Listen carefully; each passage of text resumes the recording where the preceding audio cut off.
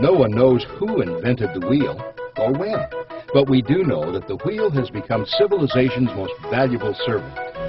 Nearly everything we have and use in our everyday lives is brought to us on wheels. And wherever we go, we travel on wheels. Since the very first wheel was used, humans have been inventing new ways to make wheels work for us. For instance, someone discovered that by putting teeth on the rim of the wheel, you open up a whole new range of possible uses for the wheel. We call a toothed wheel a gear. This video will demonstrate how gears can be used to change the direction and speed of their rotation, and how combining different sized gears can increase the amount of force exerted at the rim of the gears. We'll also compare the speed and distance covered by two different sized rolling wheels. And we'll gain a better understanding of how gears and wheels, working together, are what keeps our world in motion.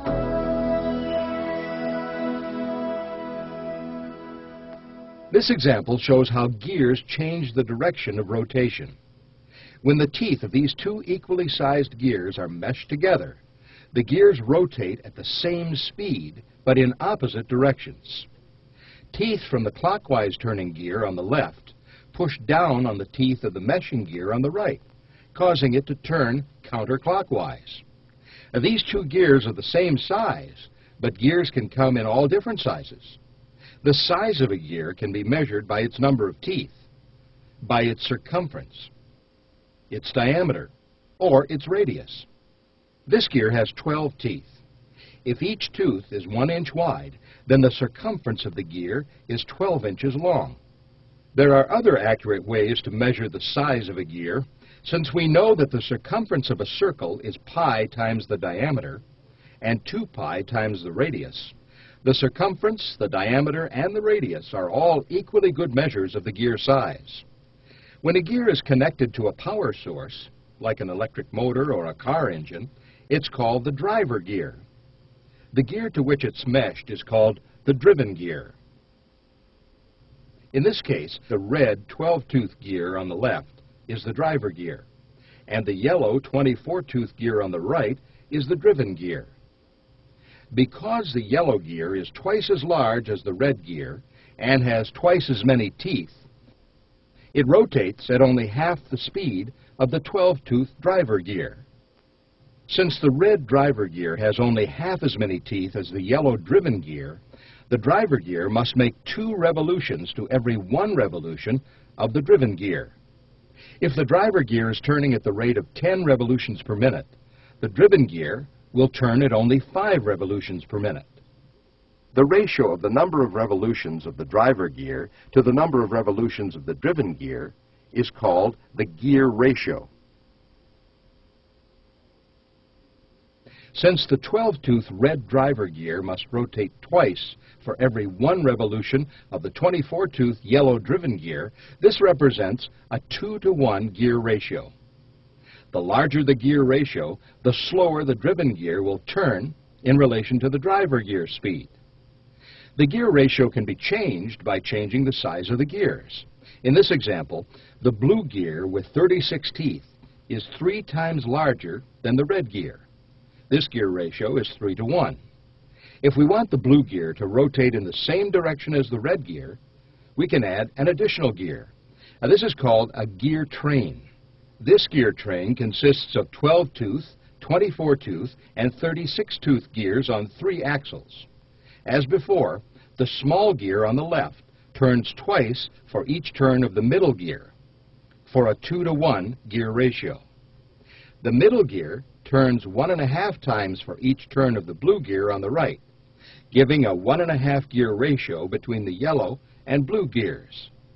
Multiplying the 2 gear ratios together, 2 times 1.5 gives the same 3-to-1 gear ratio as when the red gear meshed directly with the blue gear.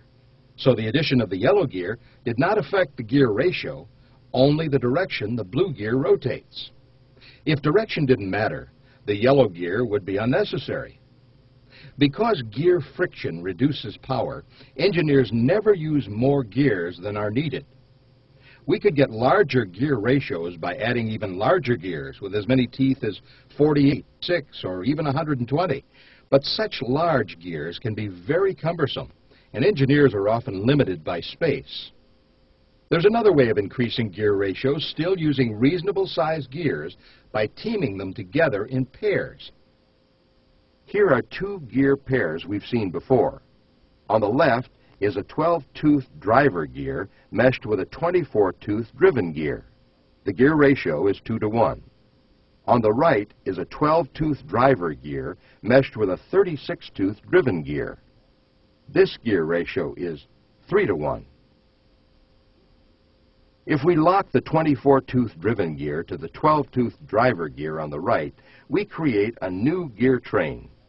The middle axle now has both a 24-tooth driven gear and a 12-tooth driver gear. This type of gear train, where one or more axles has both a driver and a driven gear, is called a compound gear train. What's the gear ratio for this compound gear train?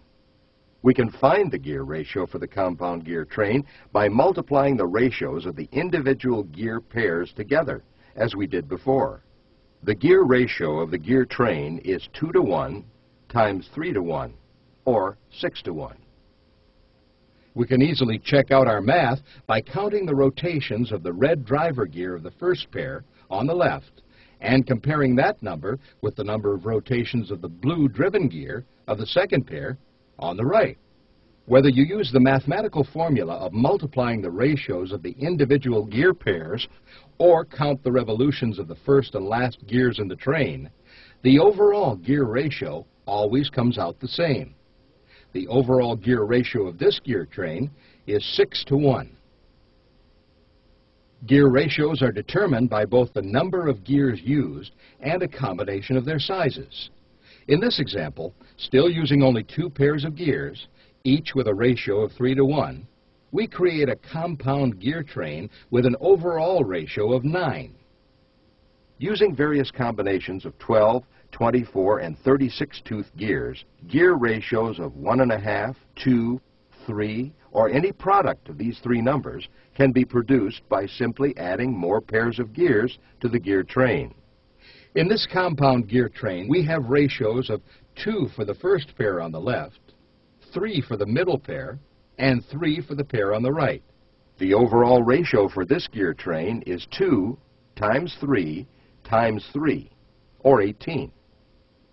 The material covered so far in this video can be reviewed in the Teacher's Manual for the World in Motion 2, Challenge 2, on the pages listed on the screen.